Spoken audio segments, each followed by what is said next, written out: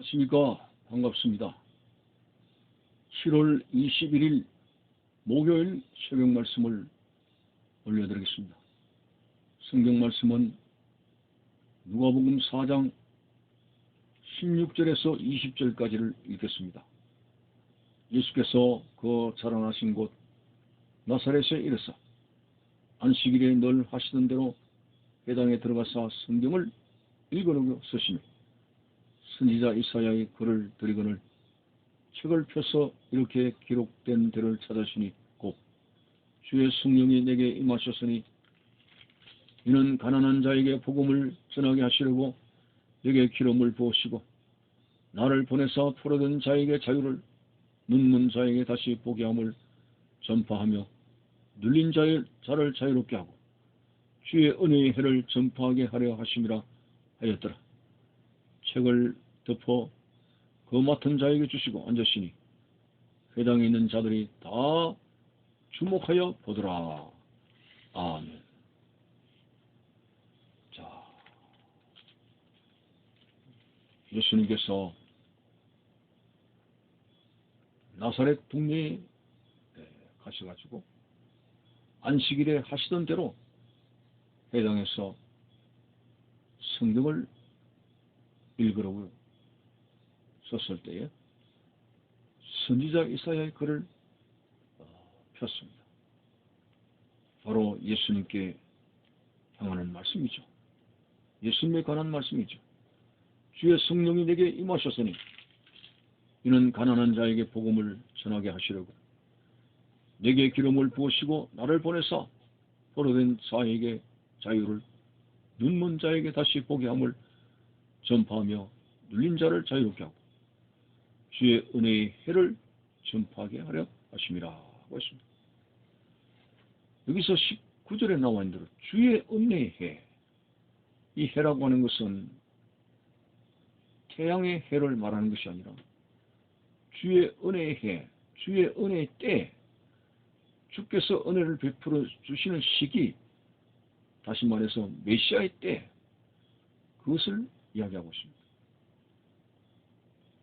주의 은혜가 베풀어 주시는 그리스도의 때, 바로 우리가 살아가고 있는 지금이 바로 그 때입니다. 지금이 바로 주께서 베풀어 주신 은혜의 때입니다.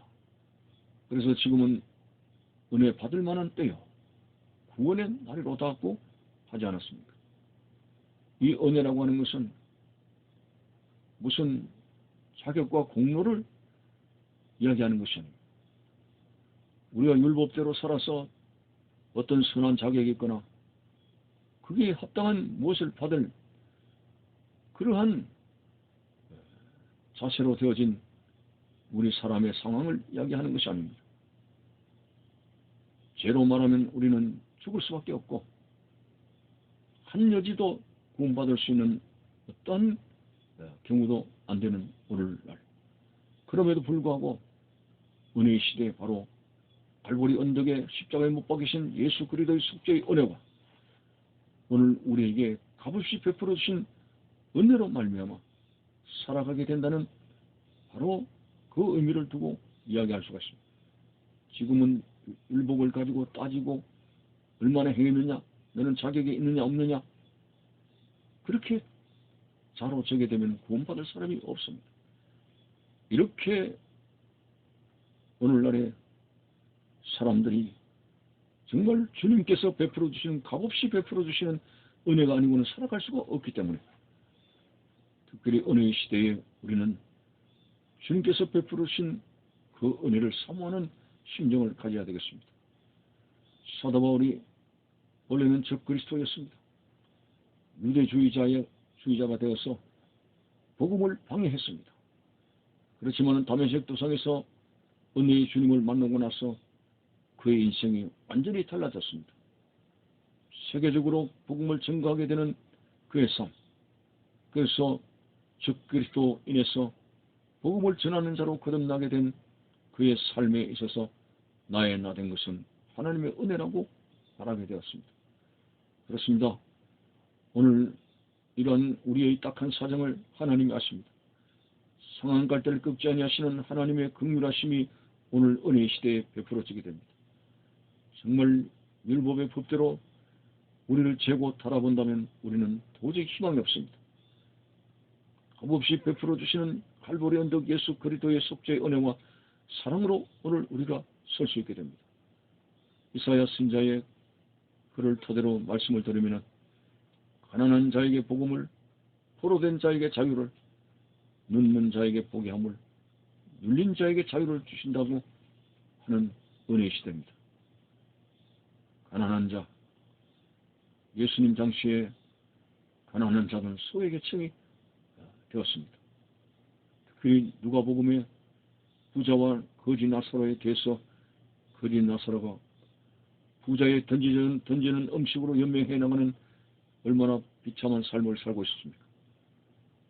그렇지만은 예수님께서 베풀으신 은혜의 시대에는 빈부귀천을 막론하고 이 가난한 자라도 도움을 받아들이게 되면 바로 구원에 이르게 할 수 있다는 바로 은혜의 시대.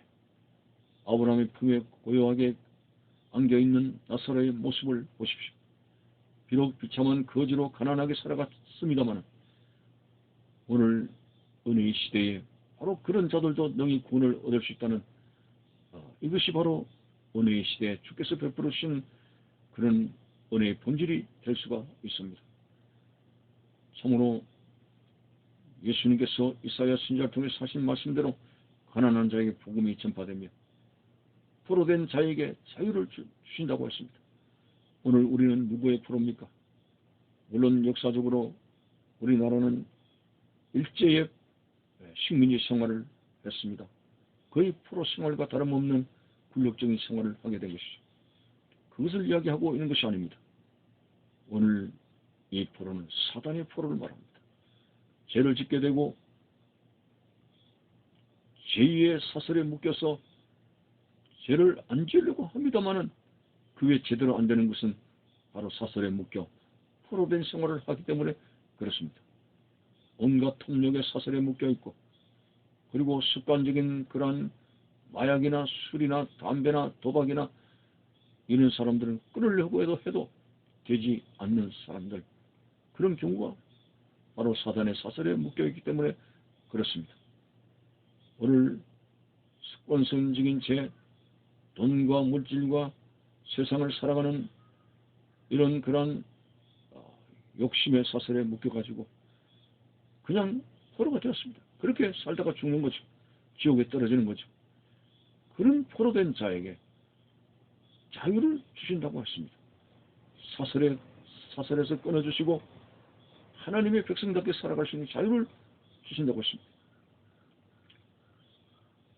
예수님께서 한 번은 진리가 너희를 자유케 하리라. 자유는 바로 진리에게서 오는 겁니다. 진리가 무엇이냐? 빌라도가 물었습니다. 두 가지로 설명합니다. 진리는 바로 예수 그리스도 자신이 진리입니다. 두 번째는 진리는 예수 그리스도 입에서 나오는 모든 말씀이 진리입니다. 진리가 너희를 자유케 하리라. 예수님이 우리를 자유케 할 것이며 예수님의 입에서 나오는 모든 말씀이 우리를 자유하게 만들 것입니다. 포로된 자에게 자유를, 온갖 도박과 마약과 술 취함과 습관적인 그런 죄에서 예수님은 우리를 자유하게 하실 것입니다. 이것이 마지막 때에 베풀어 주신 포로된 자에게 자유를 주신다는 그런 말씀이 되고 있습니다. 혹시 오늘 우리들도 죄를 습관화 시켜서 그 죄를 벗어날 수 없는 사슬에 묶인 우리의 모습은 없는지, 그것 때문에 고민하고 좌절하고 낙심하는 우리의 모습은 아닌지, 그것이 인간의 힘으로 될 수가 없습니다. 오직 포로된 자에게 자유를 주시는 예수 그리스도의 갈보리 언덕의 십자가의 능력을 가지고, 예수의 피의 권세를 가지고, 보혈의 능력, 오늘 죄와 모든 정욕에서 우리를 건지게 될 예수 그리스도의 보혈의 능력을 따라서 사슬을 끊고 자유함을 누릴 수 있는 하나님의 백성으로서, 하나님의 자녀로서 합당한 생활이 되어져야 되는 것이죠. 그 다음에 예수님께서는 이사야 선지자를 통해서 눈먼 자에게 이제 눈먼 자를 보게 하신다고 했습니다. 오늘 그것은 비단 육신적으로 소경을 이야기하고 있는 것이 아니라 두 눈을 가졌지만 천국을 볼 수 없고 예수님을 볼 수 없고 말씀에 기록된 모든 진리의 양상을 볼 수 없는 영적으로 캄캄한 눈을 띄워주시겠다 했으니 영안은 열려야 됩니다.